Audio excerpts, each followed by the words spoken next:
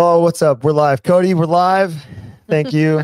All right, people, save some chatter for the show. The things we were talking about. He knows us so well, though, doesn't he? I know. We were talking a ton. Dude, it's crazy. Let's put Heather on blast. No, In a positive what? way. This was such a Okay. huge win for you. It was I so don't good. even know what you're gonna say. Well, but we're gonna okay. talk about just the general broad of what we were talking about. It was really good. I think it's good. No, we won't talk about I don't. Well, say it now. You got the people are it. curious. People are curious. So we're always trying to improve. We try to take feedback so well, even if like you guys have watched the show long enough, even if Heather and I like argue with each other, we try That our never best. happens. Yeah, we try our best to take feedback. It's really hard because feedback. I was watching Best. It was the Best Side the other day. I don't know, but they're talking about feedback and like in coaching, anything really that you engage in that you want to improve on and an environment where you want to improve, like your work, the gym, if you're a CrossFit coach, a CrossFit athlete with your coach, a relationship. Like it's crazy how many people say they want feedback, right?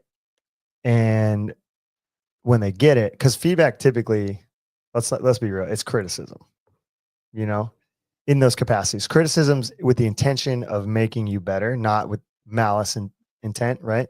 They're not, no one's trying to hurt anybody. Like obviously in those scenarios, there are some times where like, yeah, someone's just trying to razz you and maybe make fun of you, and that's not great. But when Heather's like, hey, I want to coach for you full time at the gym, like our number one job is to improve and be excellent. Like we're always, it's cliche to say because there's a book and Bergeron named it this, but we've always wanted to chase excellence. So we're always chasing excellence, which is the name of Ben Bergeron's book.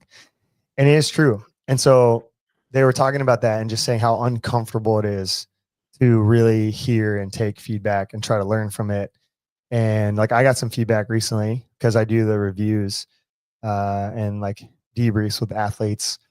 We got some athletes retiring, taking some time off, and in those in those meetings, I try to get a lot of feedback. Like I think people are afraid to give feedback sometimes because it's going to hurt someone's feelings, and not that it doesn't. Like there's some feedback I got that like burned my soul, because I'm doing my best, just like everybody is. But your ability to let that burn your soul and be like, oh, okay, to learn and grow from it is so valuable. And if you can sit in that uncomfortable time and space, knowing that like, okay, this is what I signed up for.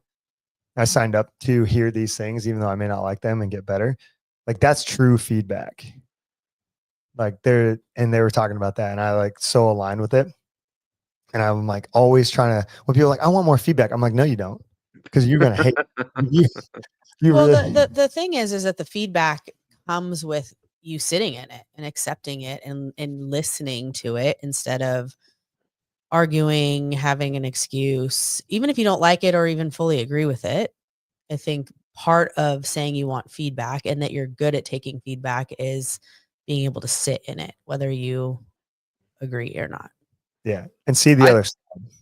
I think part of like what Heather just said, along with it, of understanding that you're not perfect in what you're doing, because a lot of people like they don't think they need to improve on things, but then they say they want feedback, right? Yeah. So like, but really, and learning to be like, okay, I'm not, I can be good at something and not be excellent at it.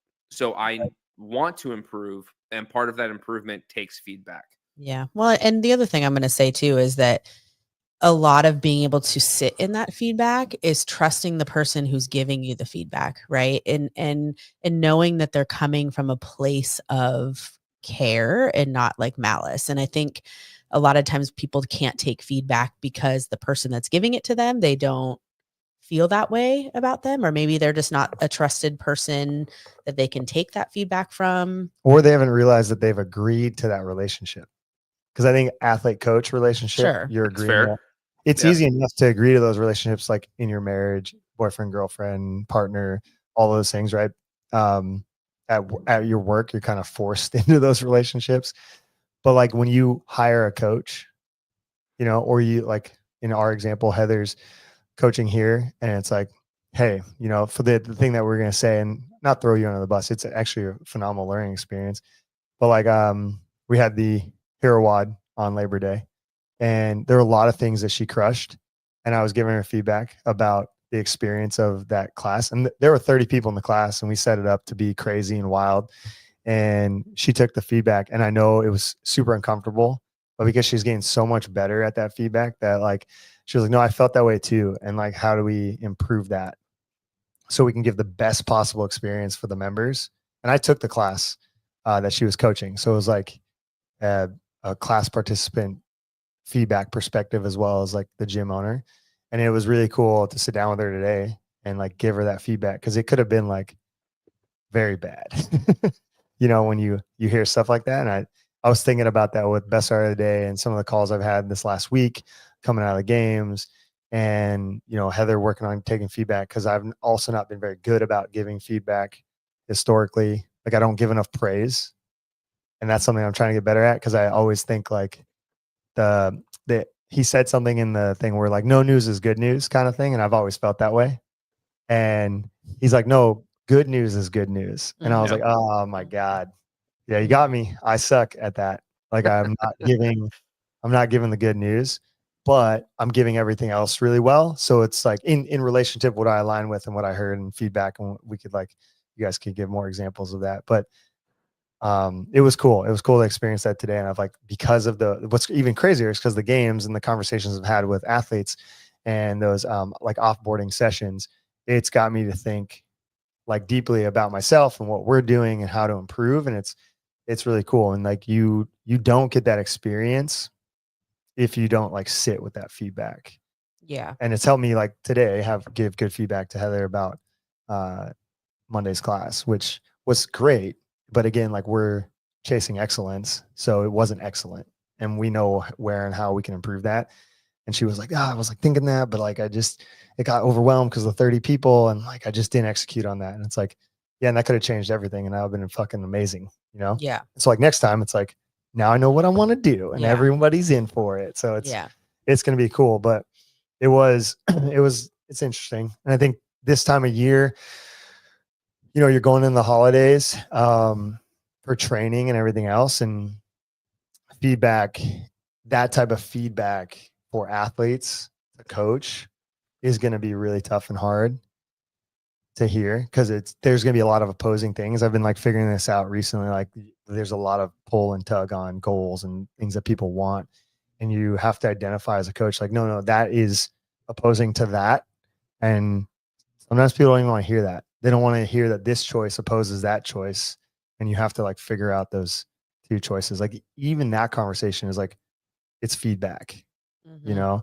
And that was something that I do want to get better at, like giving my athletes feedback and also articulating what is actually feedback, what's real. Like, this is the coaching feedback, or this is the piece I'm giving you. Because I got feedback. I'm going to say feedback 100,000 times. I got feedback that I didn't give enough feedback.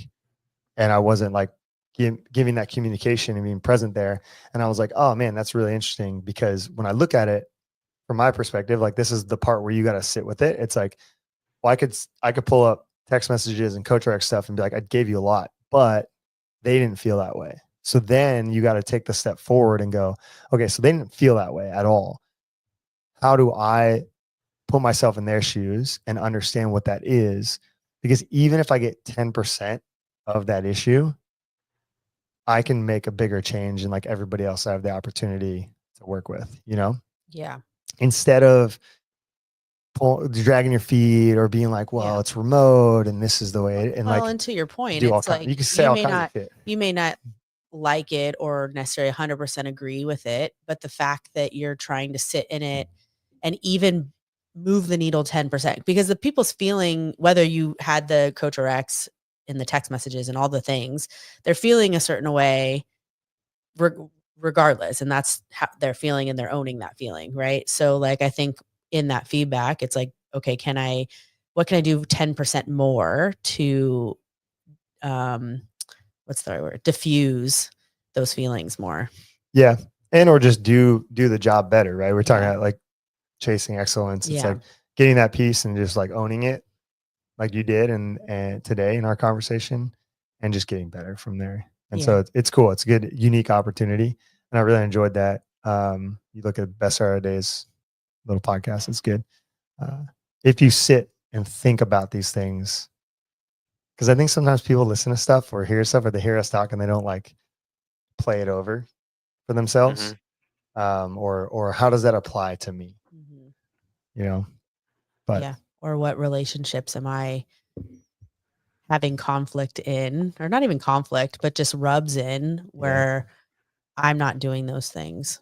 Yeah. Or where can I be better? And sometimes like you don't have to be like, just because we're saying, take feedback and get better.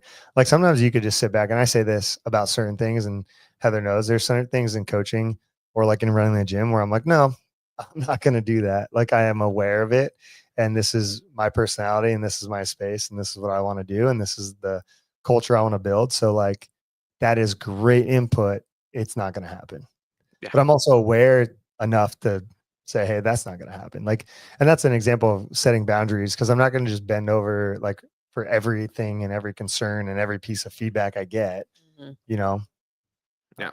Well, and you shouldn't necessarily. But I think it's important to hear it all. Yeah. Right. And whether what you do with it or not, your choice. But shut your mind to it all. Yeah. Anybody have any comments in the chat? Our little rant about feedback. It was a good day. It was a good week. It's a good week. Coming back from the games, getting inspired, talking to athletes, coming into the gym again. It's pretty fun. Yeah. What'd you guys do this week? Yeah. Last week. I mean, there's Labor Day. What about that? Anyone want to share in the chat their feedback? We'll read it out loud to everyone. Be vulnerable. It's been a great week. It's been a great week. Did anyone watch the show yesterday with a Ascent athlete that I went on? It's a good one. I haven't. No, I missed it by an hour. I wasn't sure what time it was on. It's recorded. You can find it. I know. So I got to go back and watch it. But yeah, who does things in Central Standard Time? I know. Because I was like he trying to do the lives. math. No, he's in Texas. Yeah. Come on, man. Hey, here's your feedback. It's not always about you. No. Let's see. Got to be open to change if you say you want feedback. Yep. Yeah, you got to be introspective. Sure. Just because you said it doesn't mean like it's a get out of jail free card. I feel like that with feedback, some people are like, I'm so open to feedback. And you're like, no, you cry every time you get feedback. You're open to nothing. Yeah. I mean, you're still allowed to cry as long as you're open to it. Yeah, you're right. You're allowed to cry. That was my example. I'm sorry. You can cry if you want to. But you're like, you're right. Okay. I suck. You suck. Yeah. No, what's been up with me? My races in 2 weeks. Ooh. Yeah. Hey, tell the people those paces though. That improvement. My paces or my cadence? Just your improvement. Well, okay, you could talk about that. So I gave Heather feedback. We want to talk about feedback in training. Okay, Heather, we'll pull that up. I'm evaluating, all the Garmin and all the technology and whatever, and watching her run. I'm like, man, you're just like out here truffle shuffling, and I just got to figure it out. So I started looking at her cadence and her Garmin, and I was like, oh man, you are like really low. So let's get you up to like 180. No, you said 160. Yeah, because I want to start small, because you were like at 120 or something. But I overreached. So I want to make that point. Okay. Well, you could tell that part of the story in a second. Right. So I gave her that and said, hey, this is what we want. This is the range we want to look for. Here's a video of a guy who like explains it pretty well. And we can talk about it on the run days if you want. Didn't really need to, because the video worked really well. And then Heather got out there and she's trotting like a little pony. And it improved her running. Now, so there was the feedback. She got better. Now you tell your story about you running and what you're so proud of. Oh, well, so he originally came to me and was like, your cadence is like so low. We got to get you to like 160. So I watched the video, did the thing, and then I went out there, and actually there was a couple things. So one, I think just like thinking more about like having more steps in there. And so I was able to improve that to like 180. I think just in that first session, just by having awareness of what my mechanics were and my steps were and whatnot. And then I also realized I was talking to one of the girls in the gym who's a PT, and I had been complaining about the bottom of my feet were like bothering me a lot. And she like made this comment about, well, I already knew this because I have like high arches in my feet. And so like when I run, like I sit a little bit on the outside of my foot. So I was like trying to change my running mechanic as well, and like trying to like grab more with like the inside of my toe. And so I felt like just making all of those changes, just like having awareness in like my stride and where my foot is actually landing on the pavement, as well as like actually picking up like that cadence, literally in a week changed everything. And I think my paces, we've been doing this like 1,000-meter repeats for 3 months now. And I think my pacing changed by almost like a minute, 30 seconds. Yeah, 30 seconds to a minute, depending Yeah. on the run. Which was great. So Yeah. just by changing that mechanic, having a little bit more awareness of my Wow. footfalls changed a lot. Yeah. Yeah. My frustration as a coach is how many people have we been out there running with, and I'm trying to tell them to change their movement, and they're just like really resistant to the feedback. And you watched the video, we talked about it, and you were like, bam, bada bing, bada boom. Yeah. 1 to 2 sessions, you were 30 to a minute. Yeah. faster. But I think even just like, I mean, I'm a coach, right? I coach other people. And I think even just taking that feedback from him and diving into like what the you're why, doing. yeah, like of the why, and really understanding, well, why is he asking this of me? Why is this important? Why do I need to have like more steps than what I'm doing? Because in my mind, I was like, well, I'm running how I can run. Like, not even like I'm thinking about mechanically. That's good. No, go down that route, because I think a lot of people do think that way, and that's a natural thing to go to. And just right. And just like, well, this is how I run kind of thing. And not even realizing that if I had more awareness about even just my footfall and or why I need to have more steps in there in general, why that's more important. How I just changing that mindset, how I could change my whole mechanic in just a week, which is crazy. And like, I even like translate that even to the gym. Like we have members, and a lot of times when people can't run or they have issues, they get on a bike and they're just like, meh, on the bike. Right. And I'm like, no, you got to get that cadence to like 80. And they're like, what? And it's like, it's the same thing where it's just like, you got to like be moving your feet, like you're running. 100 is the new 80. Oh, okay. Well, that's where I start. Most of the time they're like at 58, 60. Yeah. And I'm like, you got to get to 80. And then they're looking at me like, well, what do you mean? And I'm like, well, that's the same, right? Like that's the same as running at the speed that you want to be running at, or the footfalls that you want to be running at. So anyways. All right. CJ asked, did you listen to 160 beats per minute playlist on Spotify? The answer is no, because we don't allow headphones. Well, ironically, on the way back from the games, Marissa and I were talking about it, and she said to me, she suggested that. She was like, you should get the playlist where it plays the 160 beats per minute. And that's only for weak losers. I know, okay. But my joking response was, I'm not allowed to wear headphones, so I can't do that. And Marissa was like, Marissa was like, you should still do it. Oh my God. Just derailing us and undermining. You said if I was actually doing that, you'd be fine with it. Yeah. Okay. Yes. And because it goes in line. So that's the thing. This is what's crazy too about like the whole feedback thing and like coaching and setting standards and everything else. There's a lot of context all the time. And we talked about this before we got on the call about things in life that have a ton of context that people are unaware of. So like, I don't like the headphone thing. First reason, because you need to hear your breath, you need to hear your footfalls, and you need to work on that experience for you. The other thing is the word endurance and endurance sport comes from the ability to endure suffering, whether that's physical suffering, mental suffering. And there's a huge like lineage and ethos behind that idea. So if you dissociate yourself or distract yourself with music, you're not fully experiencing that expression of physicality in the form of running. Mm-hmm. That I wholeheartedly agree with. Now, are there other benefits to hearing the music? Sure. The second reason I don't like it is when you're running in a group and you're agreeing to come to a run club, which the nature of that is just to enjoy it with other people, and you have your headphones in, you're an asshole. Like, you might as well be running by yourself. Like, because there's rest periods. You want to chit chat. We don't do the different sessions, but like run clubs will do different sessions. And when you're on easy run, like, have a conversation. And I'm sure it happens different ways, but like we saw the Rochester Run Club when we were doing our trail running on Saturdays, and they were running the trail that we were running, and none of them had their headphones in. And these are general people hanging out, doing the Rochester Run Club, prepping for marathons and everything else, right? No headphones. So their culture has that squared away, you know? Yeah. And I get it. I understand the other end of the coin for the value of the headphones. Of like the dissociation is a positive value if you can't handle mentally and emotionally Yeah. training that way yet. Well, and I will chime Also, in. wait, hold on. The positive of the beats per minute and the music. So I'm aware of those things, right? So contextually, I'm aware of all these things. But for me, the two values of you building the skill of running and endurance and you being in community and in the group is more valuable to me. And I'm the one running the session. I'm the one who organized it. So you're going to play by my rules. That's the other thing. We're going to do those. But now go ahead. That's where I sit Well, with I it. was going to say that this is where the transformation, I think, for me as a newly minted runner is because Nice. before I honestly, like, besides that rub that we had about headphones a month ago, I mean, CJ not loves. I love that. Headphones are for weak losers. thanks, CJ. I Look love at you too. no headphones is criminal. I'm Mikey saying says, get because out of here, bro.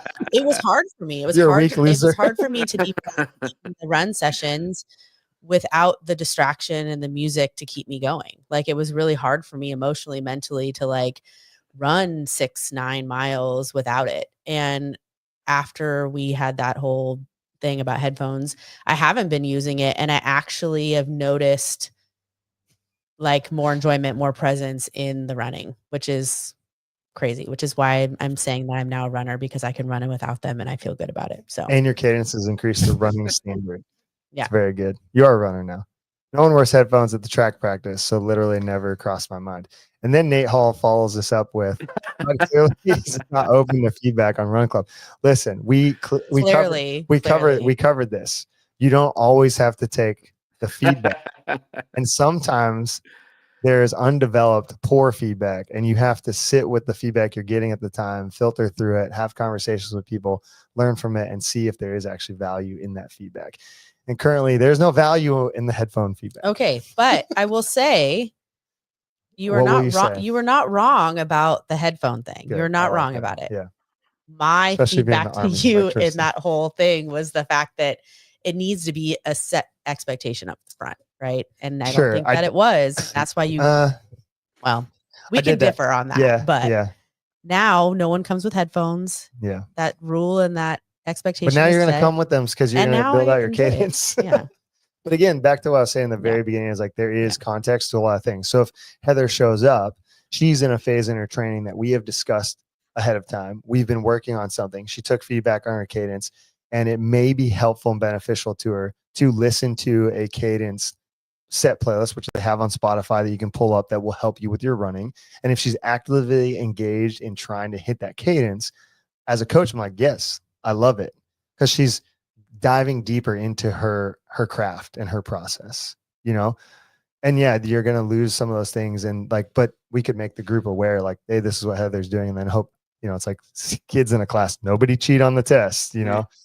I hope you're actually doing what we're saying you're doing. But there's, you know, there's wiggle room and there's context, and that's what's hard, I think, a lot with coaching, running group sessions, you know, taking feedback. It's like sometimes people don't understand the full picture of what's being communicated, what's happening, and they formulate opinions like what we were talking about before we got on. It's like those opinions like start bleeding into things that it's like, wow, you don't really understand any of this, and you're just like getting involved, and it makes you look silly, really silly. But yep. So Heather, are you going to wear your headphones for your race? I'll allow it. TBD. We don't know. I think TBD. I mean, that's a long time, but we'll see. I mean, I don't know. I mean, I've been running for over an hour plus and not using it, so probably not. But I don't know. So again, more context that it can improve your performance. Right. And I know that, like, we've talked about that too, like, you know, people getting in their groove, the right headspace. Like, it's why people have walkout songs. Like, so there's value there as well. But like, it's the same thing with like some, you know, the endurance athletes who train low, compete high, meaning they eat lower carb when they train, and then when they compete, they add more carbohydrates in. And these are people who are fully developed, really lean tissue, professional athletes. So their body, their metabolic flexibility is so great that it makes a huge impact in them, like right away. Like it's like rocket fuel. Most people are not in that category of individuals, but that's the same thing. Yeah. Train with no headphones and then get a performance boost on game day because you're running with headphones. So that more context, Yeah. know. Well, and again, I think what you're saying is that you're gaining more awareness of yourself as an athlete and what you're actually doing and building that in your training so that you can actually go and apply it and get the performance and boost. get the performance boost. Because you wouldn't get it if you Right. ran around with headphones all the time. Right. So that's another thing. If there's a benefit there for you, if you're like, hey, look, I want to get this performance gains, the 1% better, as Mo's t-shirt said today when she left the gym. Yeah. That was funny. Cody was like 1% better, huh? And she like walked by. I don't know if she heard him or not, but it looked like she had no idea what her t-shirt said. It was pretty funny. I was like, oh, good one, dude. Got him. Nice. Did you guys ever do that? Like you're wearing a shirt and you don't really like, or never. you know No. what it says? Never. Okay. I would Fully never aware. think that I have no context about what Yeah. You think getting like out you in the world. forget? You forget though, like at any chance or anything? No. Oh, all right. I mean, I'm sure people do that, but no. Sick. Yeah. All right. Well, there's some other stuff we could talk about. That was great. That was a great talk about feedback. I like that people got into it. If anybody in the chat wants to chime in on feedback and be vulnerable, I'd love to do it. And from now on, headphones are for weak losers. Maybe you should put that on a t-shirt. No, dude. Yeah. Not everything has to go on a t-shirt. I mean, Not everything has to go You on sure? a t-shirt. Everything can, not everything can. should. Exactly. Well, over the weekend. Oh, wait, how do I do this? Oh, I remember now. Dude, I haven't done podcasts in so long. I forgot. Share this. And having Sophia as your Yeah, I've had Sophia. wing woman. All right, this is sick. This was a comp that happened, I think, in like New Jersey area somewhere. But this was dope, dude. They did this inside of a mall. Cool. The competition was done inside of a mall. And I was like, oh man, that's such a good idea. Because how much do you guys think it would cost to like rent it? Like probably nothing. And they did this run when it was closed, Well, obviously. considering I feel like no on. one goes to malls anymore, it probably was like The mall was like, yeah, semi-empty. whatever you need. Yeah. Oh man. But it was cool. So this guy took a bunch of photos of it. Come on. There we go. Oh man, he takes photos of football. Sick. Mm. But yeah, this was inside the mall. There's like the upstairs. It was really That's cool. cool. I mean, that'd be really cool to like run like the but that like it's kind of just mall. sick because the lighting and like it's like indoor but outdoor. Yeah. It was cool. I wish there was like, oh, there you go. You can kind of see. Where was this again? I'm not entirely sure. I think it was somewhere in New Jersey. Oh. Yeah, it's tagged in somewhere in New Jersey. American Dream in Meadowlands, New Jersey. Yeah. This was like their Invictus team or whatever he shot and collabed with. Let's see if we can get some other. Oh, here we go. There you go. They got the ramp. That's cool, dude. And like all those mall goers, like Get a couple of members. Yeah. They probably saw that. Oh, victory. Nice. Good celebration, dude. Yeah, this is cool. This was cool. It caught my eye this weekend. So I thought I'd share that if people didn't see it. What's the competition name? We should probably give them a shout out. It's probably at the top here. Let's go back to the one I was at. Oh yeah, here we go. How do you say that? Can't see it. Vitruvian. Vitruvian Games. There it is. It's cool. Interesting. Really cool. I didn't even know it was going down. That's awesome. Didn't even know it was going down. Oh, I should follow them so that I could. There we go. Get more info. Yeah, get more info. Stay up on it. Sick. Yeah, it was really cool. They did them all. It gives me some cool ideas. Did anybody else see anything cool this weekend? Okay, let's see. Mike Hughes says about the headphones. I'm wearing headphones in spite today. Good for you, dude. Good for you. The mall is like 50% empty. Okay, so was WFP. So whatever. Fair enough. All right, not far from me. But those guys at WFP, what? They were running that 2 mile in sub 11. Yeah, That's wild to me. Like that's just crazy. I didn't really watch I a did whole lot watch of it. it I watched some of it, but I saw because I don't Ricky like how Garard they went had. like 10:56 for a 2 mile or something. Yeah. Yeah, I mean, he did run a sub 5-minute mile at the CrossFit Games, so like, Oh, he did. yeah, 1 mile. right. This is 2, the same event, Well, they ran. dude. The When did they run ability, 1 mile? Well, they ran 4 they with ran the 1 mile in 2024 on the track. Oh, I at thought the it was CrossFit Games. last year. Yeah, last year at the CrossFit Games, they ran a mile for time, and Ricky Garard ran sub 5 minutes. Yep. And like, you know, if you can run a sub 5-minute mile, then yeah, you can run 2 5-minute and 20-second miles is basically like what he did. So what you're saying is Still it's impressive. not impressive for him, but it's impressive for me. Yeah, not impressive for him himself. He should be ashamed and For just normal people, it's very impressive. normal for NARPs, Yeah. non-athletic people. Yeah, Yeah, I mean, that's it was impressive. I think the problem is that's a crazy thing too. I think about a lot. I'm not impressed by a lot of things because I know the metrics of not only CrossFitters, but like elite level runners. Like that's not even fast for elite level runner. I think if we were look up the 2 mile, like World record? actually I don't even think there's like a 2 mile. I think Nate would know. What's the next one up from the mile, Nate? He's listening. He could chime in the chat. Like the race that we could get metrics on. But either way, like the mile runners are sub 4 minutes. Like some high school kid will run a sub 4-minute mile at this point. Like, so when you think about that, you're like, oh, go ahead. The world record for a 2 mile is 7:54. There you go. You know, But at the same time, like that's a specialist. I in that understand. But I'm field. saying my point was that like I am not impressed because like we look things up like that, and now I'm like, oh, 7:54 2 miles world record, like that's the best in the world. Okay, so if you can get within 3 minutes of that, it's pretty good, but it's still just like, all right, well, there's still people out there running their booty off, you know. Not Mike Hughes though; he's gonna be wearing headphones, so he's gonna run slower today. So I should have just said that he sucks. No. I mean, I was very impressed. I was like, damn, Good, sub good. 11. Yeah, that's that's crazy. Yeah, it was cool. They did a good job.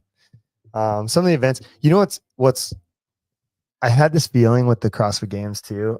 Like I love watching CrossFit, but too many of the events now are like looking like the regionals and not, you know. And I know Dave came out and said, "Hey, we're gonna go back to classic CrossFit." I don't like that. Like, how are you gonna say that when in 2009 you took a sledgehammer and had people drive rods into the earth that was like Yeah. that was like uneven, and some people hit concrete, and it was like wildly unfair. But either way, like you're doing weird stuff like that in 2009, and you're over here going, "We're gonna go back to." Well, then drive the sledgehammer into the earth with the rods. Like, go ahead. Bring back the softball throw. Yeah, Oh, gosh. yeah. That was so embarrassing that they didn't. I mean, you can find it on YouTube, but it was pretty embarrassing. Yeah. 2011 CrossFit Games. It was the track tests. They also do. Well, the carry is a farmer carry, max distance farmer carry. Then they do something else, and then the softball throw.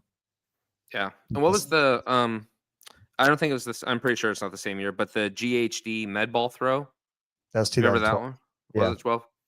2012. That was kind of funny. People hated it. I thought that was cool. Mm-hmm.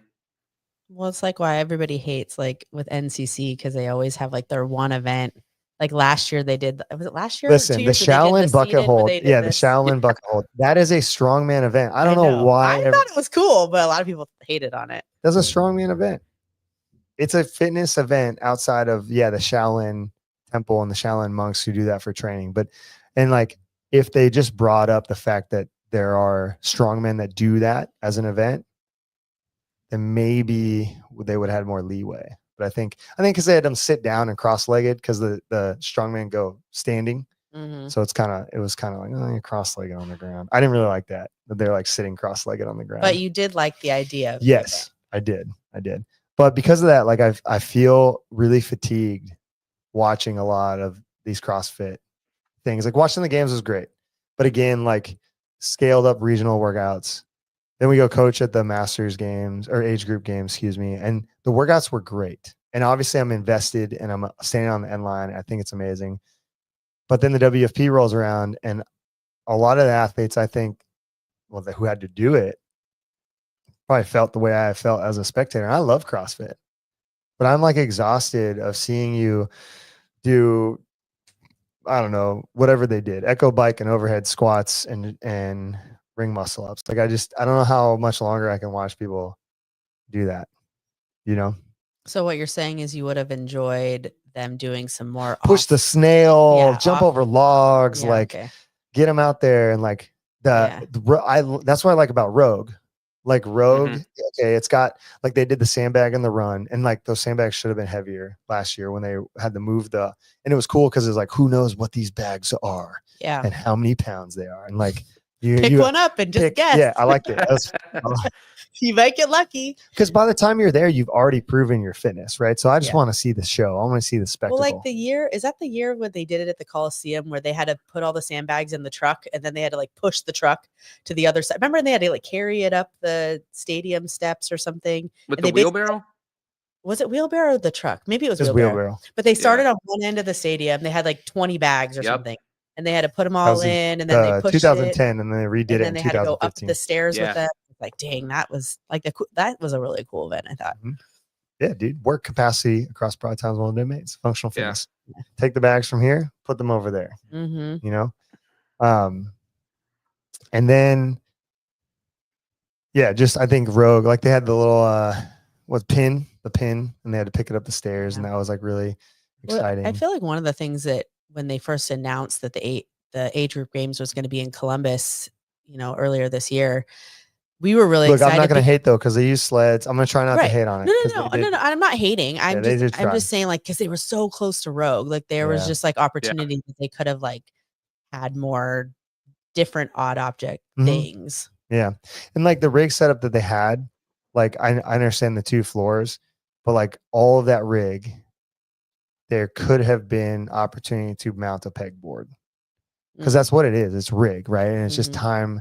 And the only other piece of things that they would have had to was the crash pads, and like roll those out. But like they could have done it as a short event. They could have moved the double unders over and used pegboards and double unders, and that would have been a great event. And then take the handstand push up, echo bike workout, and change that into echo bike or handstand push up, echo bike overhead squat, and then move the overhead squats out of the way and do the rope climbs, wall walks, and like thrusters, and be good. Yeah. Golden. Look at that. Program designer extraordinaire. But yeah, I mean, I don't know. I just felt, anybody in the chat watch WFP or check it out? I watched what I wanted to watch, which was good. I'm glad they put it in sections on YouTube. I don't like that it's on their website. I know that they're trying to get views, but like YouTube will do that for you. You'll know how many views you get. If they're trying to sell it to a big production company, I can see why you'd want to do that, because you want to be in control of it.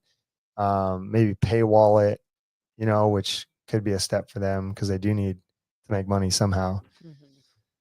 I don't know. Did you watch any of it, Tyler? No, just the clips on Instagram that they put up. No, so no. Yeah. World Fitness Project, but overall is good. Laura won, and who was the guy that won? Roman won. Yeah. And then James Frey got second. I heard Dallin Pepper had a rough first day. Yeah, he got on the Boys Interrupted thing and said he didn't even want to be there. He was like, did he say why? It's just, it's hard, dude. It's exhausted. Yeah, that's why. It's your job. Well, but think, dude. Okay, listen. Yeah. All the hemming and hawing, which is my like favorite saying right now, about like, oh, it's fine.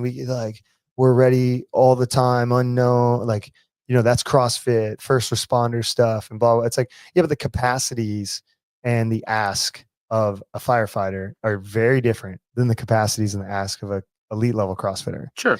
And I would also argue that the elite level CrossFitter capacities are way less than a NFL player or even a baseball player, as far as like the toll on the body.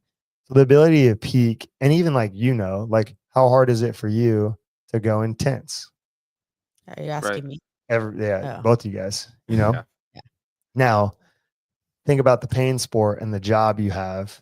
Like, how are you going to muster that, especially if you're so burnt out from doing the games and everything Sure. else. So, Marissa's saying she got a different opinion. I don't think it was not wanting to be there physically, not being there ready to be there. Yeah. So it's the peaking process too. Like that's something that athletes don't understand, I think, from my perspective of coaching high level athletes, coaching with Brute, having the experience I have, and then also hearing what they're saying on podcasts because they're putting themselves out there more than ever.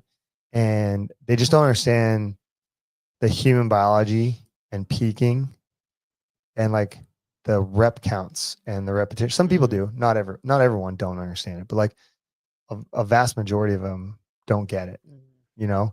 And that's why they have a coach and everything else. They don't necessarily need to. Then on top of that, the second layer is these event organizers don't get it.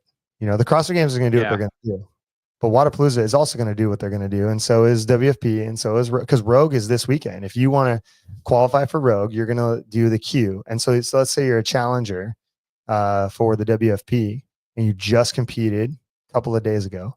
You now this weekend have to do a hard qualifier that's not only physically intensive, but mentally exhausting because of the requirements of measurements, rules, weighing the weights, like all the stuff you have to do.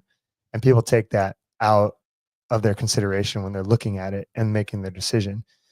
Additionally, like there's just not enough time. Like even my masters that I have, and I know people are gonna say they're masters, but and we can get into this later. I should have gotten on Tristan's podcast yesterday about it. The masters are so good now, you know, and it's like the, I want to say 2013, 2014 level of fitness for the indies.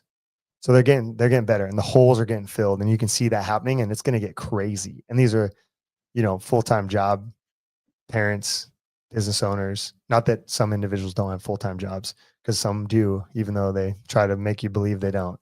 And all that stuff. But like your ability to take this hard competition where everything's on the line, especially for someone like Jason Hopper, let's say, it's a good example. I don't blame him for not doing, quote unquote, not doing well. He just won what, 350K at the games and sold his soul on every event to the extent where the second to last event, he gets thrown backwards in a snatch because he's full red line, full tilt to die for this thing. And then, you know, 3 weeks later has to go. And it's like, we already know, let's take it a level bigger for like, let's do blood work. Let's do blood work on these athletes after the games. Yeah. And then let's do blood work 3 weeks right before they go to WFP. I guarantee you the problems in their blood work hasn't changed. If we're just looking under the hood, I guarantee you there's like some sickness, there's inflammatory markers that are high. There's so many things that people aren't even thinking about. A lot of coaches are probably not doing CNS readiness tests that you do with professional athletes and collegiate athletes to make sure that they're not going to get injured and they can continue to play. It's why people go, why is that person benched like in the NFL or someone on the NBA? And like, you know, you ruined my fantasy football team. Like, it's like, Right. well, they benched them because they have a little tweak and they didn't pass, you know, their readiness tests and everything else that they have in place and all these procedures. Like there's nothing like that in CrossFit. And it's wildly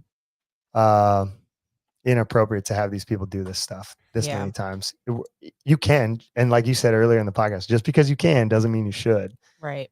And that's one of the things that well, I think it's like even taking it a step down from these elite level CrossFitters. Like think about how many athletes you've encountered or worked with or whatever who like wants to do every single competition that's out there, right? I think Jace said something about how many competitions. I think he's talking about me being exhausted from watching it. Well, there's been so many competitions. And the athletes being exhausted from doing them. Right. That's how I took it. Like we're both exhausted. Right? And it's really important, I think, to look at the year as a whole. We say this all the time, but I'm just going to say it again. It's like looking at the year as a whole and like picking one or two things and doing those things, right? Because it's like you can get stuck in qualifiers every month if you wanted to. You could get stuck in competitions every other month if you wanted to. And you're not really ever training or whatever. But then on top of that, it's like the amount of stress that you're putting your body through and never really fully recovering from all of that. Yeah. Yep. Let's see what Marissa say. James hung in there because of his aerobic and base of recoverability. That's actually pretty true. to a degree. Like obviously Roman is super aerobic. He's been known as being highly aerobic. And it is true, scientifically it's true that true aerobic people recover faster, right? Mhm. So if you have a more power based test, the people who are more aerobic are going to recover faster than the people who are less aerobic in this scenario. Now, if you're doing a bunch of aerobic tests, well, it still is true, but it's also going to fatigue the aerobic people, right? So like it depends on like the test. And CrossFit's pretty power based, pretty glycolytic for the most part. You know, I know people complain about that, and like you could sit back and look at a lot of programming and competitions and sit there and argue till you're blue in the face of like, this is power based. And you would be right. Right. You could sit back and count the number of contractions and somehow argue that it's enduring, Right. you know, or more aerobic based on people's 1RMs and like this is only 40% of their 1 rep max. And you would also be right. So it's tough because it is blended. And that's why we call it mixed modal and those types of things. But like, it's funny how people do have those criticisms of like the programs, but it is that thing where the more enduring person trumps in both scenarios most of the time. Because if you're more enduring, you're getting a better score in the endurance events. You're going to recover faster. Not enduring, you're going to poor score and you're not going to recover. And then even in the power events, you may not get a good score as a powerful person, but you're going to recover and be able to repeat test over test over test over test, which is what we're training for realistically. Let's see what Tristan has to say. Power exists on a non-linear curve. Rocket science. It's all power. Thanks, bro. I know it's rocket science, dude. It's crazy though, because that's actually when you look at the science of it and you take Marissa's comment and you go, okay, well, what's your answer now for making a better athlete? What would a bias with those two comments be? Make people more aerobic. Yeah. Right? Yeah. If there's, then you got to go back, okay, like strong enough and what is strong enough. But like, that's where like, I know people are coming across the board now, and I've said this for years, but be more aerobic. I'd rather have an aerobically decent, like moderately strong person who's more aerobic than a super beast strength person who's not aerobic. That's fair.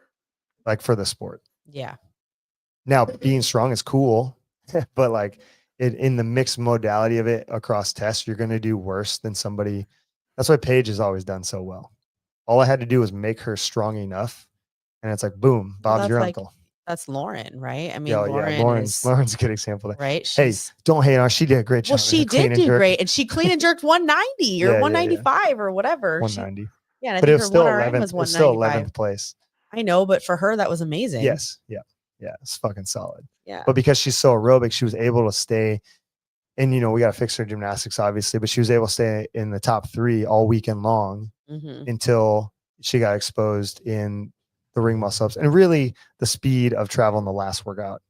And my argument where the second to last workout and the last workout were the same workout. Yeah. And she got basically the same placing. You just cut it in half in the last workout as she did in the second last workout. Same with Luca. Luca got 24th place in the ring muscle workout, and then he got 12th place in the rope climb workout. But it was 15 people, so it's the same number of when you do the percentage. It was like, oh, and I went through and didn't look at everyone, but I looked at a good sample size to see if that was the case, and that was actually the case for even people who won the second to last workout and the last workout. Like the scores were identical. I don't know what they're testing for. They shouldn't have done it, but hey, whatever. They were just like, we haven't done rope climbs yet, so let's just just plug them in. Yeah. Would you rather have a strongman who can run or a runner who is strong? A runner who's strong in CrossFit. Yeah. If we're talking about like, hey, we're gonna go CrossFit, yeah. Because the runner typically the body type and style and lean tissue is going to be greater, and the capillary density of each muscle fiber is going to be better, and then you can just teach them skills. And Cody, what does Cody say? There's no such thing as a runner who is. I mean, look at it depends on what your definition of strength is, though. But like Hunter McIntyre is very, very strong. That's not entirely true about Matt Frazier. And well, what about Roman? He's a pretty good runner, right? Matt Frazier's background is Olympic weightlifting, but he has an aerobic base and built that aerobic base over time. Yeah. it's like hard to say because like you can't account for people's history as a kid. You can or you You can't? cannot, right? Oh. Because like, okay, so Luca and I were talking, and Luca wrestled, and I was like, and we were at the run club because like Luca is 15 years old, comes out, runs, smokes everybody, and I was like, yeah, because I was with Cody and we were just talking about it. I was like, okay, so when you're trying to cut weight, what would you do? He was like, oh, we'll get the trash bags on and sweats, and then we'll go run around. Okay, you went around with trash bags on and did zone 2 work to make weight. Now it's an undefined time because you don't know how long he was out there, but I'm assuming pretty long time to try and cut weight and sweat it off. The other thing too is like he was doing a lot of running in wrestling that he was unaware of because I was like, well, walk me through like some of the stuff you were doing. And so like just that alone, he was doing a ton of zone 2 work and not realizing even drills in any sport, honestly, is zone 2 work. If you're, like in lacrosse, we had a ton of zone 2, even though it was shorter in duration, it wasn't continual. But like soccer players, Heather, you played soccer in practice. What are you doing a bunch of when you're passing and running and passing? You're around? running lines. You're running laps. Yeah, but even like your passing lines, you run down and pass, run back, then line, go through again, go through again, go through again. So like, you're getting all that stuff. So like the hard thing is Matt's parents being Olympic. That's the other thing, genetic qualities too. Being Olympic ice skaters, he already had good genetics. He did stuff as a kid that built up his aerobic base, and then he was in the Olympic training center. So it's like, all right, man. Like, of course, it was perfect storm, perfect genetics, right upbringing, right programs and developments as a youth development kid. Unintentionally, they primed him ready for CrossFit. Similar, like why I bring up Luca, he was primed and ready for CrossFit. And historically, a lot of wrestlers are very good at CrossFit. Like Chris Spieler is the most notable one, who is probably the most well-known CrossFitter in CrossFit that was a wrestler. Yeah. And then even Jace, because I know Jace was a wrestler. Most wrestling is a ton of aerobic training. Yeah. So you unintentionally build that aerobic base. You build that athlete history that you don't even realize you're building because it's fun. It's play. It's like one of those things, right? So let's see what Tristan has to say. Tristan's always right. I see Jace just said Tristan's right. It's like Tristan's always right. I was about to say drilling and wrestling is straight up zone 2. Yep. Oh, so therefore I was right then, Jace, because I said you said it first. Yeah, exactly. Yeah. Man, we got some comments coming through. This is crazy. All right. Let's see. Hunter is strong until he realizes he uses 25-pound plates on the top set of 3. Hunter McIntyre is really strong, dude. If we're just talking about like deadlift, back squat, and for what he's doing, he is very strong. His mobility sucks, and that's what hurts him in like snatch, clean, and jerk. He's just not going to do those things. It doesn't really matter. Look at capillary density, the bane of my existence. Whatever, Renata. Oh, Indian runs. Yeah, Indian runs builds. Depending on how long you go. Let's see. Yeah. Is that my feedback, Todd? No, it's not. Okay, I'll never admit Todd's right. Well, inadvertently you did by saying this one. Kristen is right. Anyways, yeah, that's crazy. I am fatigued on watching different events. And also, you know what? Like we already talked about it. They're just not into it. Like the athletes. Yeah. I think and I think it's good, but now I'm watching it play out. And I don't know how this is, like even in the NFL, like it's crazy. Like how do you get, okay, before I say this, I will argue that college sports, well now they can make money. But before, even though this was a criminal that they couldn't make money, but before they could make money in college sports, I feel like college sports, and I would argue it was better in display of performance and the sport than professional sports for a really long time, because the driver was the carrot. They want to get to the NBA, or they want to get to the NHL, or they want to get to the NFL. So I feel like it was way more competitive. And not to say that now that it's NIL, right? They allow people to make money off their likeness. Not to say that has decreased, because like it's still pretty wild, I think. But even still, professional sports like the NFL and everything else is crazy good. So it's like, how are those people playing so well and so aggressively? I mean, I guess the incentive is you're getting like $1 million contract or $1 billion or multi-million-dollar, $100 million contract, and you don't want to lose that contract. So that's probably a pretty good incentive. Yeah. And like the WFP is paying what, $30K a year or whatever. So there's not really a high value incentive there dollars wise relative to like the NFL. But even still, I think that was a bad move. I think if you win, you earn money. I think that's a great incentive for Oh, as most. opposed to like giving them contracts and then paying them. First, second, Yeah. third, and take all that money and give them a lot of money. Yeah. You got 3 events, give them a lot of money. Take all that money that you got, people, and go prize purses, whatever, 250. Then it's 150. Then it's 75. 1, 2, 3. And like, because that's a lot for 1, 2, 3 at a CrossFit event. That's more than Wadapalooza. Like, I don't know, I forget how much. Make it as lucrative as Rogue. I guess that's a good argument because you got the money. You're paying. If you pay 15 athletes anywhere from 30 to 70K, like what is that dollars wise? Let's see what Tristan has to say. It's the same thing as someone in salary versus hourly or compensation. Yeah, like people who get hourly pay, dog fights, like hungry dogs run fast. People who have salary, they've already done studies on this, and like it's easy to just run the numbers. People produce more when they work hourly, even though it's shittier, right? Obviously, like but people who get salary because they get complacent and comfortable. But yeah, I think that might have been the wrong move for the first year anyways of the WFP. Well, are all their contracts a year or? I have no idea. Oh. I think they are. I think they're all a year, and I think like, especially with it being the first year, it's different. But like you earn your pro card, but if you don't do well enough the next year, you lose your pro card. So there is, well, yeah, but there is some incentive in that as to like actually doing well. Yeah. Yeah, it's maybe that's it. Maybe their performance is just not as good. Like Jason's in the comments, and like it's way cooler watching you out there trying to fight for something and get as close as you can to a game spot than it is to watch some of these WFP people.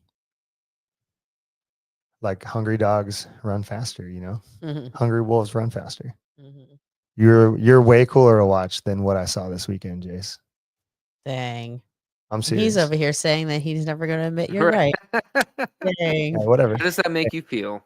Hey, some people can be haters, In my life, I just want. Well, I guess inadvertently he's not going to agree with that statement. Oh yeah, you can't agree with me. Sorry, dude. Back to what Heather was saying, we got sidetracked in a good way.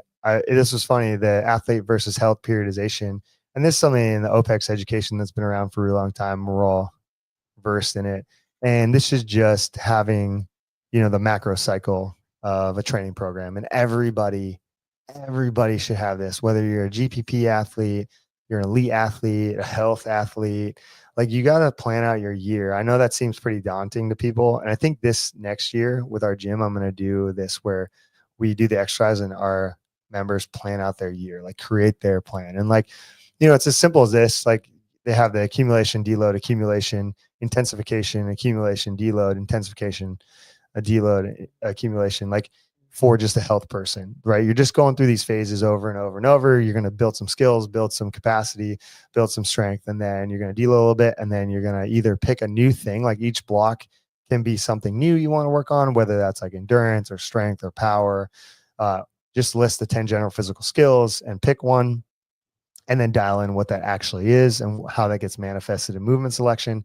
And you could build this year-long plan that, have a coach look at it and go, this is balanced. You have too much endurance. You need a little more strength, and do a needs analysis of yourself. And that's how you could peak yourself over years and decades of training. Because over time, gradually progression would happen through like all linear periodization, understanding what you're doing, hard work, everything else. And then you have like on the top, the athlete macro where it's like accumulation, and then intensification, then pre-competition, and then competition, and then deload.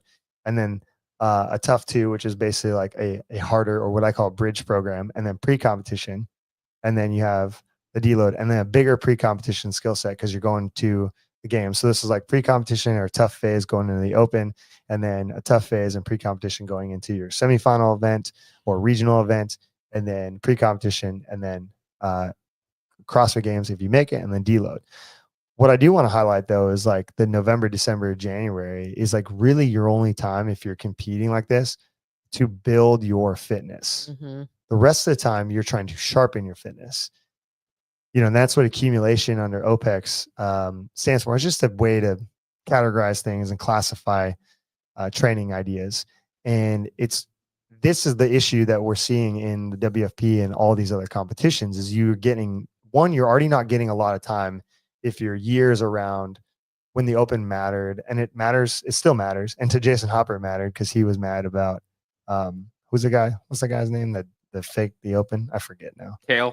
Yeah. Kale Lehman. Kale Lehman. Yeah. So Jason Hopper wanted to be top 5 in the open, and Kale Lehman took that from him. So it did matter to him. He was trying very hard.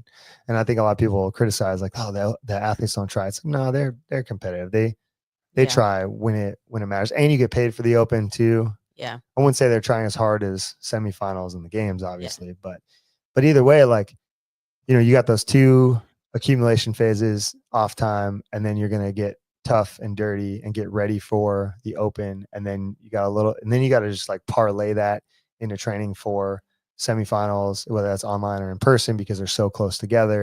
And then if you make it, you're continuing on. Now, if you don't make it, you obviously would drop down, have a little bit of deload, and then go into accumulation phase again. And you drop out that May through July pre-competition deloading and competition format there.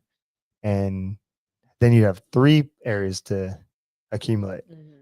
With the model of what WFP is doing, you're taking out those 2 accumulation opportunities.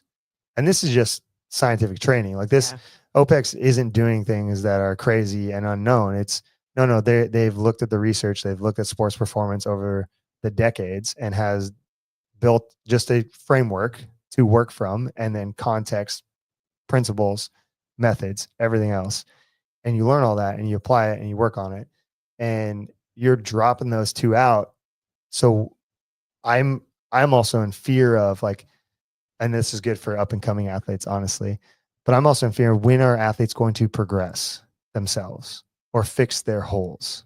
Mm-hmm. And I guess it doesn't really matter, honestly, because there's hundreds of athletes who will take their spot, no problem. But like, it's pretty interesting to see. And as a coach and somebody who thinks about these things a lot, I can't wait to see how this plays out. And I think it already played out a little bit with this last WFP. Now, do you think that some of the athletes who committed to doing WFP and all of that, like, should have given it more thought throughout the year? And like how, like if their goal was the games, right? Like knowing this and knowing the commitment that they'd have to be making to compete at these WFP competitions, like, do you think that they gave enough thought to that? Oh, for sure. Because like you look at like someone like Laura Horvath, right, who won it, who had no intention, right? But she had no intention of doing that. Like she knew she wasn't going to do that from February. Right. So she had spent time working on her stuff. Right. And so she was able to kind of set herself up for more of a success. Every year. That was going to be her priority, right? Was Correct. that. Whereas people like Jason Hopper and whatever, like their priority was to do well in the open, win the games, blah, blah, blah. Yeah. They for sure know, but you're also, that's time.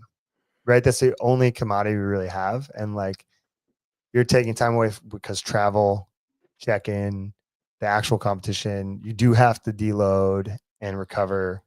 So right. But I'm just saying, like, as far as like looking at their year and like all the competitions that they would potentially have to do across the year, and then all the things that we just talked about, they're not getting better. Or it's hard to say they're not getting better. They're not getting better at the rate that they could get better at. Mm-hmm. Yeah.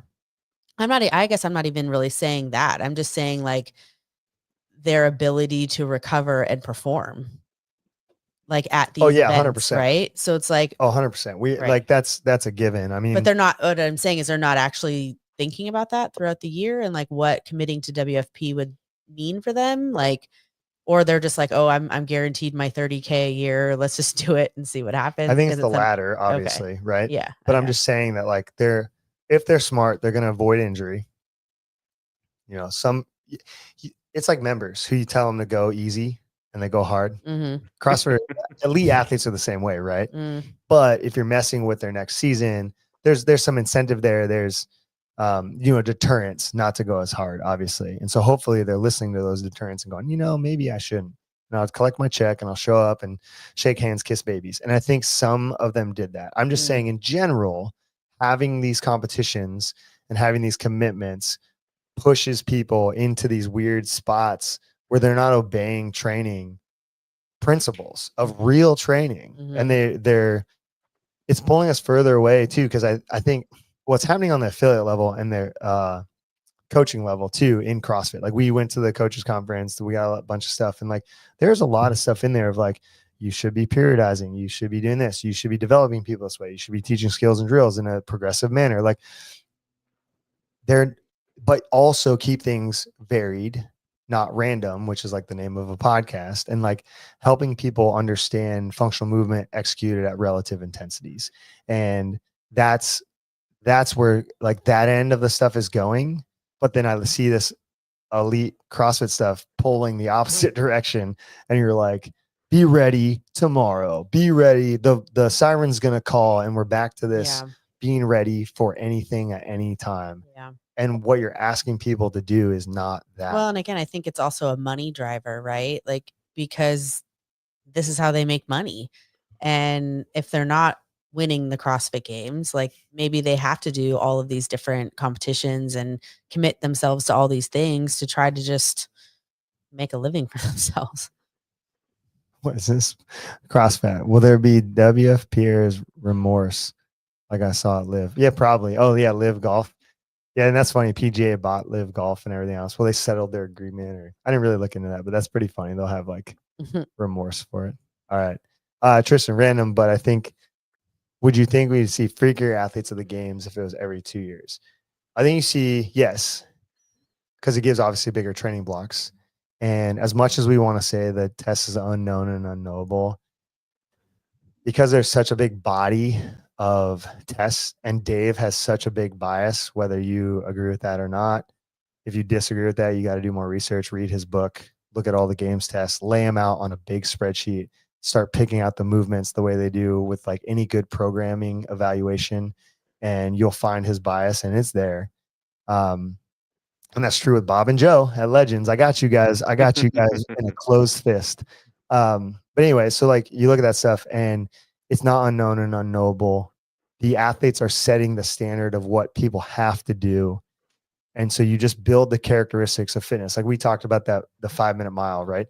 Get your athlete to run a 5:20, probably pretty good. Male athlete, now we know, okay, you could clean 370 to 422 and you're good, Mm-hmm. And so those things are the peak pinnacle characteristics when we're talking about the top end, that if you have a problem, let's say you clean 355 and you have now 2 years to train and you know that your North Star is 422. Your job is to get as close to that 422 as possible. And in a 2-year span, you would have more athletes, if they're smart and their coaches are smart, cleaning 400 pounds. So to answer Tristan's question, and they'd be running the 520s and they'd be doing 30 bar muscle ups unbroken and blah, blah, blah, blah, blah, right? Because you start pushing yourself towards the KPIs that you need to do and you'll get better at it. And then there'd be just like, and eventually genetics, the pool of people, injuries, like all that stuff is going to come to the surface and you're going to have attrition because of that. But you will have a very high group and a lot of them they're already superhuman, but it would be insanely superhuman.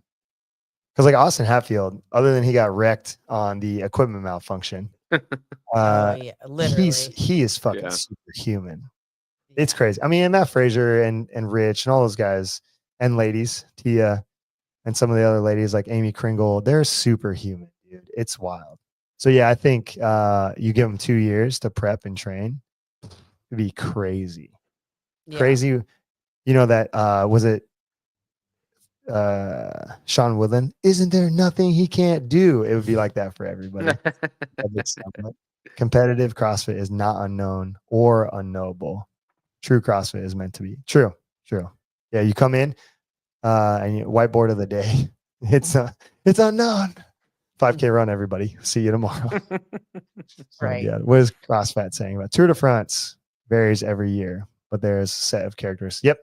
Yeah. So that's a good argument with CrossFit. Like the Tour de France course that you have to ride, there's so much variability in the climbs, the descents, heat, exposure, blah, blah, blah, blah, blah. Right.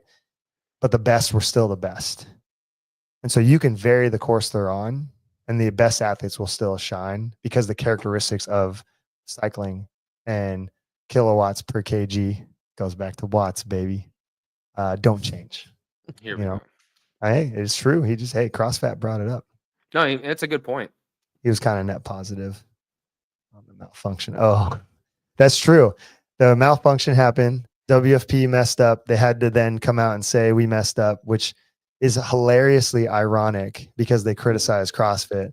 I don't want to talk about the Lazar thing, but they've criticized them in other capacities outside of that. Mm-hmm. And now you kind of have to eat your words and go, wow, this actually is not as easy as we thought it was. Mm-hmm. And there is human error, and there are things that get messed up.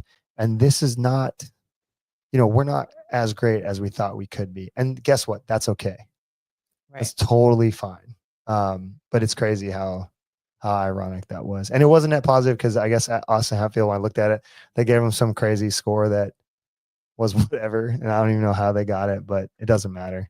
He still got a relatively good score in that event. He got like 11th, I think, in that event because of it or something. But yeah, man, WFP. And look, if you're trying to be out there, though, the number one thing you could do, like Jace, if you're listening, and I know like Harley's probably gonna get mad, and I probably shouldn't say any of this because but I'm going to, because you guys should, and like the more you train, like the better you're gonna get, obviously, and that's something I've always stood by, and it holds true.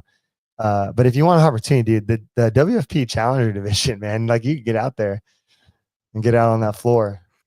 So yeah, say it. Yeah, the Challenger division, sign up, compete for the next one. Like, yeah, it's crazy. Like oh man. So Jace is training for Crash right now? Yep. Yeah. Unknown and unknowable. Actually, that's not true. If you follow JR long enough, and Harley's competed there, he's got a bias just like everybody. If you look at We Prefer the Hate and his affiliate programming, the pieces of equipment that he has because you've been there. Like you can kind of predict to some degree, I would say 80% of the workouts and the demands of those workouts. And Harley's really good at that. There will be the few things where you're like, wow, that was really interesting. I know I told you not to do the WFP because I do think it's stupid. Tristan said it's trash. Yeah. Oh yeah, Jace, don't do the WFP. It's trash. I did say it's stupid. I'm just saying there's opportunity there. Like you can get out there. But Jace, you're going to Crash. Congrats, dude. Yeah. Yeah. Yeah. I don't know. I mean, if you're just trying to compete and you want a good floor and stage, it's good. It's good. And I don't want to deter anybody from doing their stuff. I just think there's, as coaches, I look at it from a different lens of like, damn, this is going to wreck people. I was talking to somebody this morning, their kid plays baseball, and like legit, their kid has played baseball for like 11 months almost. And he just pulled them out because there's like travel teams, this and that. And it's like, and he just pulled them out because he was complaining about shoulder pain. And it's like, yeah, dude, take your kid out of there. So like, it's one of those things where like, you don't, and like we were talking this morning, he's like, yeah, a lot of the parents are like, yeah, it's all right, fine. Get Tommy John surgery. You can throw the ball harder. It's like, these are 10 to 13-year-old kids. Yeah. Well, what's crazy is when my friend was in town, her son was playing over at Cooperstown, right? This summer, we talked about that. And I think when you play there, you're only 11 years old when you can play there, like you're eligible to play. And she was saying how, because he played in the championship game and they ended up losing the game because they had so many pitchers that they were just like going through because these kids had thrown so many pitches. And the team that they were playing literally was just like playing these same three kids or whatever. And they were putting them at risk for these injuries at 11 years old, which is crazy because they're just like so hyper focused on like winning at this age at 11. And just, not doing the right thing for these kids and their development and whatnot. So it happens for sure. But I think when you have that awareness of like the bigger picture and not put, obviously you want to win and you work hard, you want all those things, but not at the expense of these kids and their bodies. Well, yeah, because you want Go longevity. play multiple sports. Yeah. Right. Man. Yeah, play something for 3 months, transition to something else for 3 months, transition to something else for 3 months, find a good strength coach, and I say all that, and it's like, that's the same thing that's true for like these CrossFit athletes. Yeah. Mhm. And it's somebody, and they got to make money. Well, not all of them. Like, let's be real. I don't want to be, Ariel Lowen doesn't need a job or make money from CrossFit, So some situations like that, it's like, okay. And there, people who have a full-time job that, yes, it's harder. CTP said this on the TTT podcast, and I really liked it. He pushed back on the coaches a little bit and brought up skateboarding. And that's something I've brought up a lot too. It's like, you do it for the love of the game. There are a lot of skateboarders who are not making a professional living anymore. I know there was a heyday where like Ryan Sheckler and, Sean White and Tony Hawk and blah, blah, blah. Right. But like, there's no money in this thing, like, get your job, do this. And it's beyond, Heather and I had this conversation today. It's beyond a hobby for every age group, because what it takes is what it takes. It's not a hobby to be that good, but you have to balance it like it's a hobby, because you have other life things. You got to, pay your mortgage or your rent or whatever, put food on your table, all that stuff, and progress your life forward. But I would say for 90% of these people, they put up a good front and they try to get sponsors and everything else. But the reality is they are working.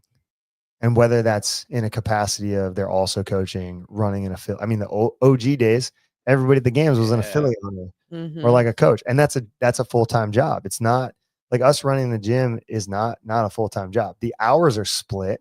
So we have like the middle of the day open, but we're still working 6 hours a day just coaching. And then, there's cleanup and everything else. So like, there's a lot there, and it's not just like a 5-day-a-week job. The gym's open 7 days a week. And that's true for a lot of affiliate owners and these athletes who were affiliate, and some still are affiliate owners. So there's that, like, that's an alternative route. You can open a gym and do that. But there's so many people that have full-time jobs doing this, and it's for the love of it. And because of that, you can't be running people on the ground. And if the best are they going to be the best, let them be the best. That's fine. The top 5 people make a bunch of money and have sponsorship. Great. But until it's all 30 people or 40 people or whatever it is at the CrossFit Games getting, I would say, the average income in their country annually by a payout of the CrossFit Games, this is not something that's sustainable for that type of lifestyle in general. And I think that, again, we like going back to the beginning of the podcast, there's so many factors and things, and it's just weird. It's kind of weird right now. Oh man, one of my favorite ones CrossFit brings up, feels like fitness is pro lacrosse, which is true. Pro lacrosse is great. And now I'm trying to figure out who you are, because you watch pro lacrosse. I'm getting closer, man. I'm getting closer. But yeah, professional, like, I played lacrosse and I love watching professional lacrosse. And those guys have full-time jobs and still play in the, well, it used to be like NPL, National Professional Lacrosse League or whatever, and it's like changed hands, and then Paul Rabel now runs it and everything else. So like, it's still a thing. It's still a thing, but those people are still working and like are badass athletes playing lacrosse. I just meant ESPN 8. The Ocho level sports. Yeah, that's true. Yeah, man, it's crazy. That's where we're at with things, but it's still fun. We should still do it. I'm sorry I got exhausted and didn't want to watch the WFP. feel bad. I didn't invest in them, but they don't have the word CrossFit. Oh, PLL. There it is. Yeah. Professional Lacrosse League. Plays somewhat able wage. Oh, it does. Cool. Okay. A single A baseball. Single A players make $12K a year. Yeah, dude, you'd be better off working at Wegmans, making $40K a year, checking people out, running canned peas through the register. Legit though, like canned peas. I'm just saying, Well, like, cause you know, you I know, but I'm just and peas. Okay. beans. I don't know, man. Come on. All right, cool. That was fun to talk about. Oh, the other thing, man. Well, that was good. We'll go over the culture one that Heather sent over later on another date. That was fun. We were going to talk about the coaches conference today, but it's been so long, we forgot everything. Just kidding. Just kidding. Tomorrow I'm having a get together with the local affiliates around here, and I just want to save that for them, and we'll have that conversations with the affiliate owners. It's gonna be cool. If you guys are in local areas and you haven't gotten the affiliates together, have a little gathering, I highly encourage it. We're not against each other, we're with each other. That's how we can make a bigger difference in our local communities. Jace made $5,000 in CrossFit this year. Yay. Negative. Dang, You don't have crushed it. negative 5,000. Negative Oh, dang. 5,000. Shit. I was gonna say, hey, congratulations. You don't have to pay any taxes. Oh, I thought I said roughly Yeah, I thought- 5,000. Dang, negative. That sucks. You gotta find somebody to fill that gap. Low paying sports. This scattercons brand, dude. Nice. That's solid. Yeah, tell the government. Yeah, you could get you tell them you made negative dollars playing CrossFit and you need a tax rebate. Does that count for HSA, FSA? It should. It should. It Nice. should. Nice. How many affiliate owners are you meeting with? Like, how big is the group around you? Well, should we say that?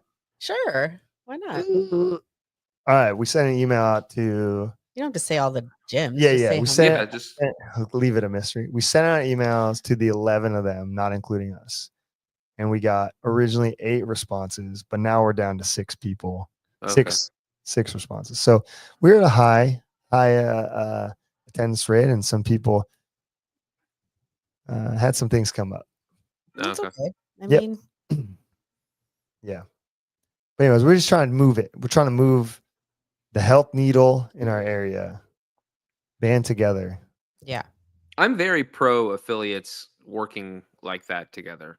Well, and I feel like that's how it was back in the day, or at least in like, I feel like when we you were started, blind to that. maybe. No, dude, we got kicked out of CrossFit Silicon Valley the second we opened an affiliate. Jason Kalipa would always just like glare at us. And Well, we would, I mean, okay. we were friends and we That's worked fair, and but- like we did stuff together, but it was, but I mean, like, you know, like when we were at CrossFit Silicon Valley, when we started, like I felt like in 2010, like that's what people did. They had local throwdowns, people hung out.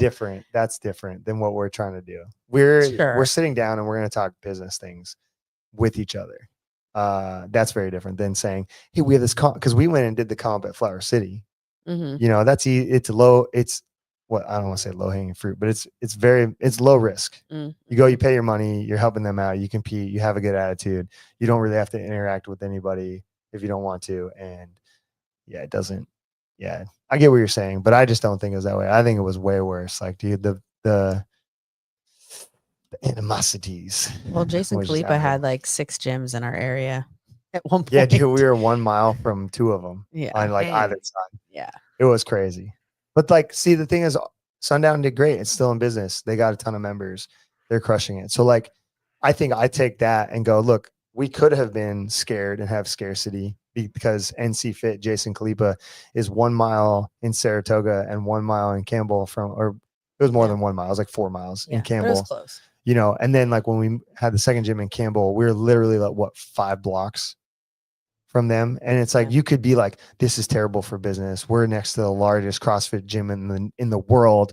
How would we ever make it? We're going to go under and blah, blah, blah. You could do all of that, or you could be like, nah, man, like Yeah. we're just going to do it just as good as them. And, Yeah. you know, it's why Baskin Robbins has 31 flavors. Well, even when we first Even started, though the most they sell is chocolate even when vanilla we first strawberry. started, well, OG fact, what was the original CrossFit name of NC Fit before it was NC Fit or NorCal CrossFit? It was Santa Clara CrossFit. Yes, it was, because it was literally across the street Yeah. from Silicon Valley where we were Yeah. at, and like a bunch of people like went Oh, to that gym and dang. then their kids. This came is to our it, gym. dude. We're getting closer to who CrossFit is. He knew that the NorCal CrossFit inside of every Safeway. Damn it. I thought he knew about the Saratoga location. Oh, God damn it. can't say anymore. This might give us a lead on. Yeah, Rob Wolf. yeah, it was. It Man. was. Dang. Man, okay. I will say this though. So I'd been doing CrossFit for like 7 years before I met my wife. And when we first started dating was like her introduction to CrossFit. And she has said that over the past couple of years that when she first started, all of CrossFit felt much more like a family than Oh. it does now. Meaning like gyms were like, yeah, we need to like make our business grow and whatnot, but we are pro health and fitness and we are pro CrossFit across the board more Mm. so than just like we're gonna sit in our bubble and don't come over here. So like from an outsider coming in, she said that herself. Oh, all right. Well, I think that's what you're trying to accomplish even with this meeting, hopefully tomorrow with these Mhm. affiliates and that we talked a lot about at the conference was just the mission of CrossFit. Ronnie, send me a text. You come on in. Yeah. You want? Send me a text. The mission of CrossFit. And that's what we really need to push forward beyond all of this competition and the games and WFP and all of that. Like first and foremost, we're trying to just push that mission of CrossFit forward in a positive way. Yeah, and as much as people. my wife hates this, the sport and the methodology are the same thing. A lot of people hate when you say that, but it is same thing, dude. It's the same thing. Yeah. Sorry. But yeah. All right, guys, cool. If you have any suggestions for next week, hit us up. We had a lot of viewers today, a lot of comments. I appreciate you guys. CrossFit, Jace, Tristan, Mike Hughes, even though we hated on you about your headphones, you know. See, no, they aren't. No. They're the same thing, bro. They're the same thing. Only competitors say they're not. It's okay. One day, when you're as old and as wise as I am, you will see the light. You will see the light. It just hurts. It hurts a little to say it that they're the same thing. I know it does. Just like the Rogue Rower and the Echo Rower are different, or the Echo Rower and the Why do you do this, Heather? You Rower are different. Have you rode on the Rogue Rower yet? Nope. Oh, you should. It's like a cat. Not until you get more in the gym. Oh my god. Oh my god. Just CrossFit. I'm old and unwise. That's not true. I don't believe that. I mean, you knew it was Santa Clara CrossFit. All right. That's it. If you have any ideas, again, DM us. We'll talk next week. I think this was good. I really liked highlighting that competition. That was really cool. If anybody's gonna hold a competition, do it in a mall. That's a sick idea. Yeah. I like that. All right. Do we get a rogue bike? I don't know. That would be interesting if they make a bike erg. Well, what's even crazy that he brings that up, until I bought the one that was used at the games at Rogue, and then looking at the actual price, I didn't realize that they're $100 less than the Concept 2 rowers. Like brand new? Yeah, brand new. I mean, we bought that used one, but if you buy them brand new, they are $100 less than the Concept 2. I think they did that on purpose. Yeah, make the same product and make it cheaper. No one's buying a C2 for that. But I don't know what Jace's inseam is, but if his inseam is larger than 38 inches, you can't go on the rower. Yona Husty has been on it. He's pretty tall. I'm confused. Why? Because the slider is too short. So it's different than the Concept 2. It's different. Shorter. Okay, The slider is shorter. So like it says it in the manual that if you have a 38 bigger than a 38 inch seam, you will hit the end of the. Interesting. I don't have that problem. Good job. I know, that's why I wonder how tall his base is, or like how his inseam is. But again, like Yona Husty has been on it and seems fine, so it's probably fine. But that was an interesting little. Is it because it folds in half, you think? And they like make it a certain length? Yeah, for sure. I'm just saying that the slider is shorter than the Yeah. Concept 2 slider. Yeah. Because they're different. And yeah, pretty Got it. interesting. But yeah, that would be interesting if Rogue made a biker. I would like that. All black, matte black, everything black, like Batman. It's great. Anyways, all right, like and subscribe. This was a good one. If you didn't catch the beginning of it, watch the beginning of it where we talk about feedback and where Heather takes all the good feedback. I clearly, from the comments, don't take any feedback, I guess. I don't know. That's not true. That's not true. It was just funny. They had good jokes. Good jokes. Oh, Jace, 34, 36. All right, you're good, man. You're good on that Rogue Echo rower. Crazy. Catch you guys next week. Cool. See ya. Bye. See you guys.